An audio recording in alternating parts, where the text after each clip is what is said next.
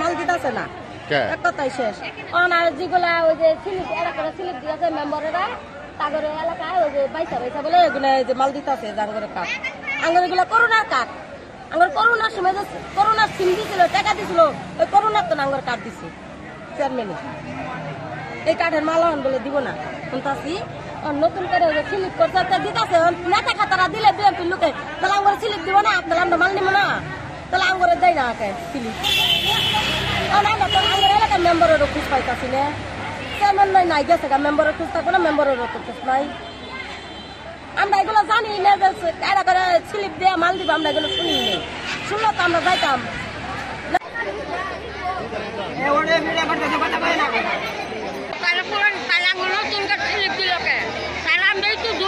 গরিব মানুষ চিন্তা করে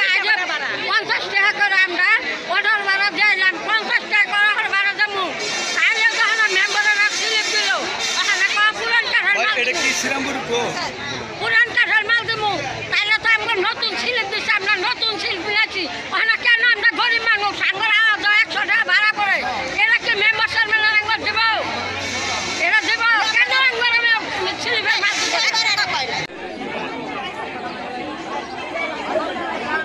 স্লিপের মাল দিতেছে না স্লিপের মাল দিতেছে আর আগে স্লিপ দিচ্ছে স্লিপের মাল জানো তো স্লিপ জানেন কি আমরা আগের কাঠি আছে কাঠের মাল দিতেছে না